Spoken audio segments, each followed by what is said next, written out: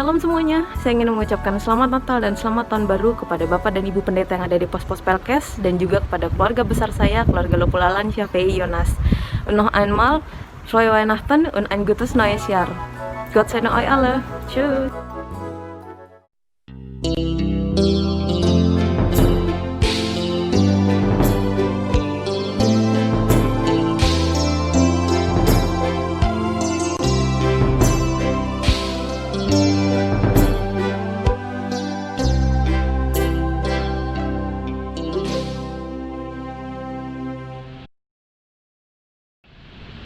Selamat pagi Bapak Ibu yang terkasih dimanapun berada.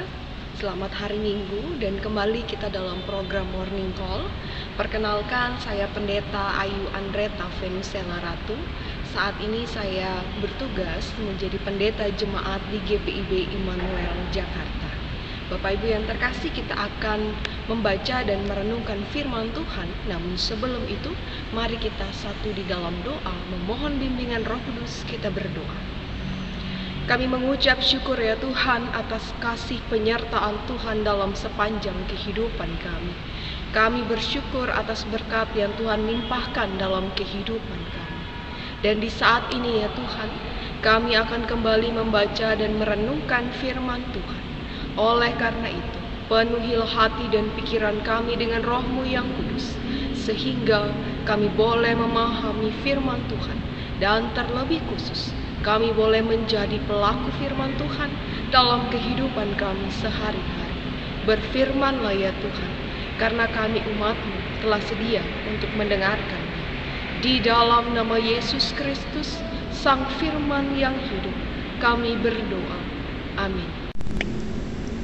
Ya, bacaan kita pada pagi hari ini terambil dari Matius pasal 2, ayatnya yang ke-19 sampai dengan 23 yang menyatakan, setelah Herodes mati, nampaklah malaikat Tuhan kepada Yusuf dalam mimpi di Mesir, katanya, bangunlah, ambillah anak itu serta ibunya, dan berangkatlah ke tanah Israel, karena mereka yang hendak membunuh anak itu sudah mati.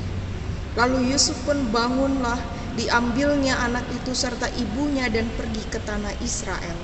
Tetapi setelah didengarnya bahwa Arkealus menjadi raja di Yudea menggantikan Herodes ayahnya, ia takut ke sana. Karena dinasihati dalam mimpi, pergilah Yusuf ke daerah Galilea. Setibanya di sana, ia pun tinggal di sebuah kota yang bernama Nazaret. Hal itu terjadi supaya genaplah firman yang disampaikan oleh nabi-nabi, bahwa ia akan disebut orang Nazaret. Demikianlah pembacaan Alkitab. Terpujilah Kristus, haleluya.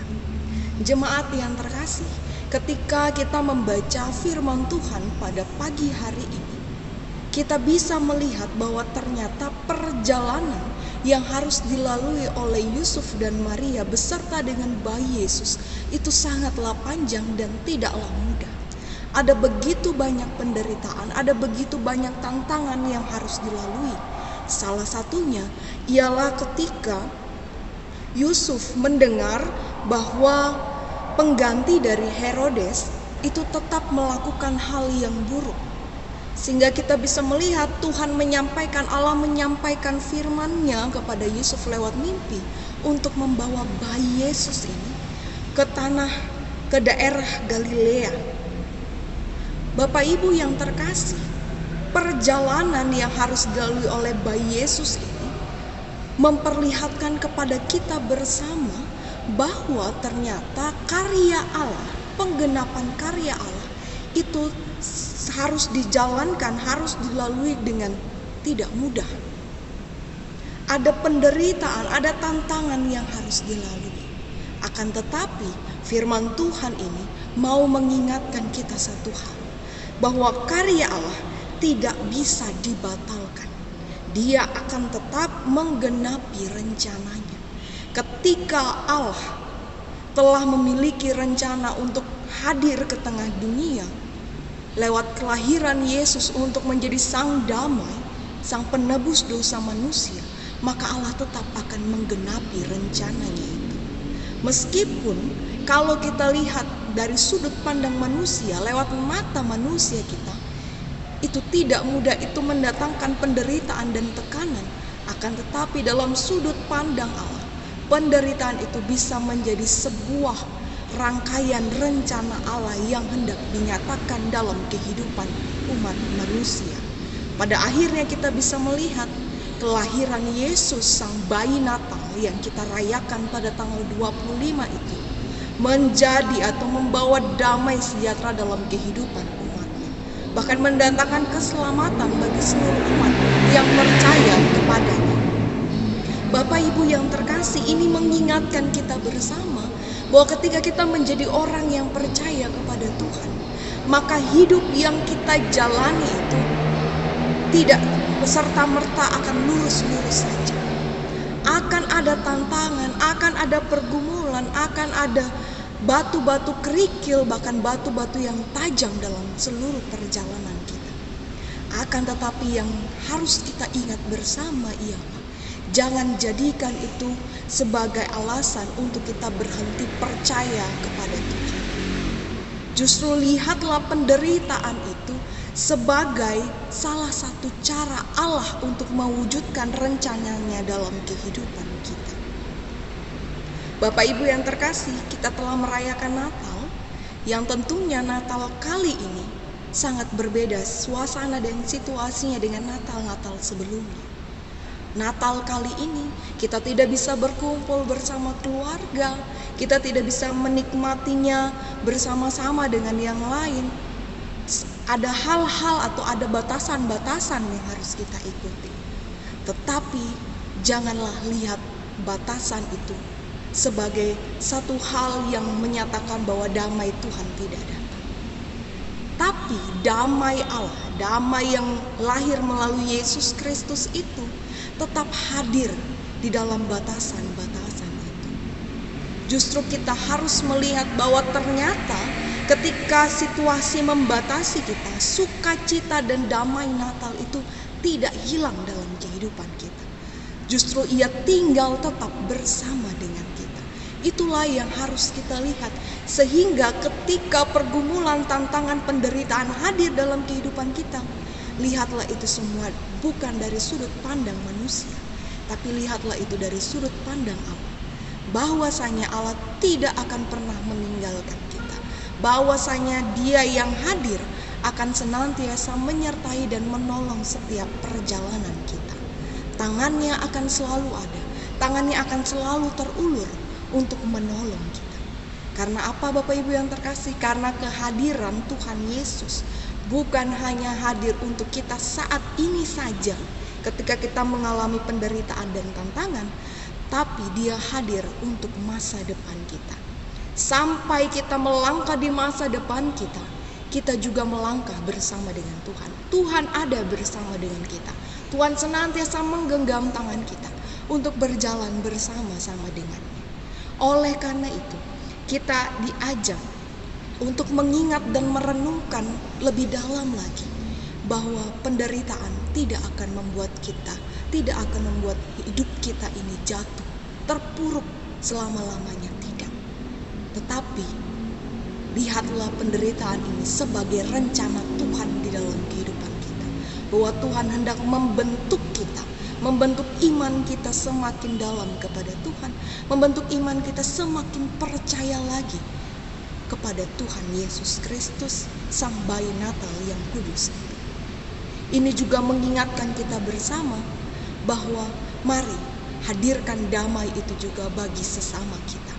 Mari mengucap syukur atas kehadiran Yesus itu, dengan juga kita hadir di tengah-tengah kehidupan orang lain yang sedang mengalami penderitaan atau membutuhkan pertolongan kita. Jadilah alat Tuhan dalam seluruh kehidupan kita untuk membantu yang lain. Buka tangan kita untuk merangkul mereka.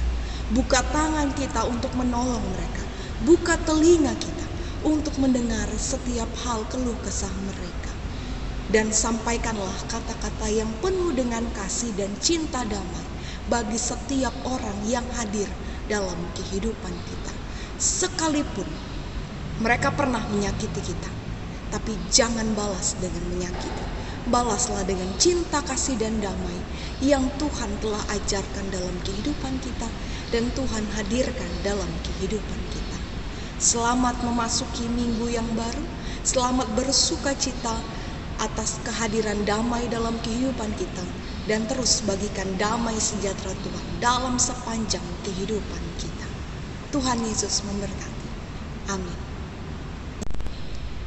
Bapak Ibu yang terkasih, mari kita satu di dalam doa, kita berdoa.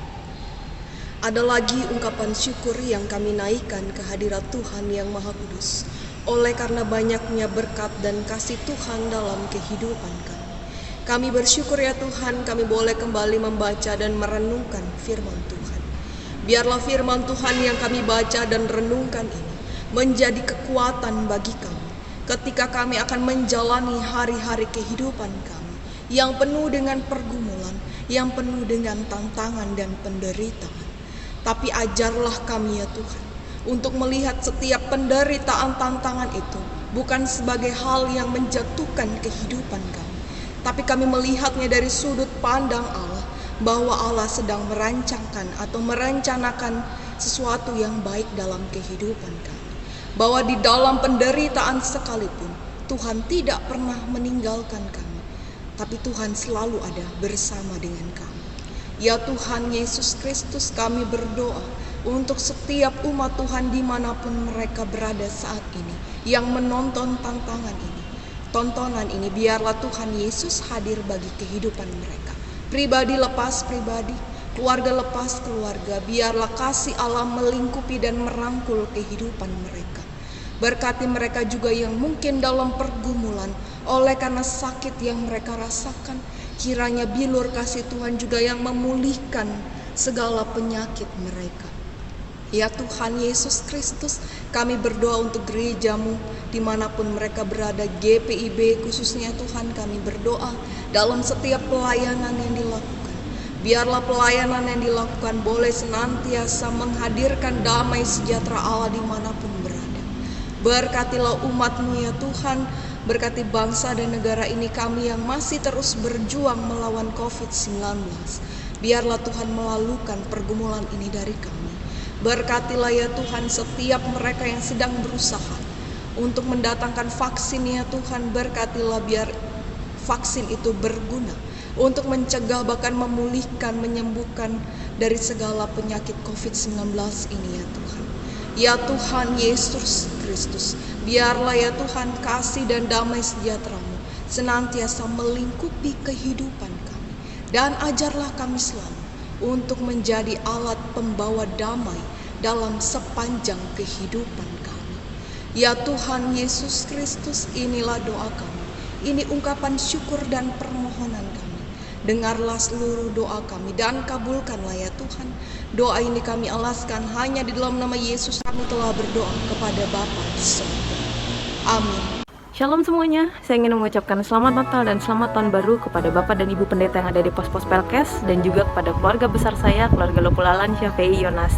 Noch einmal, Frohe Weihnachten und ein gutes neues Jahr. Gott sei Dank euch alle. Tschüss.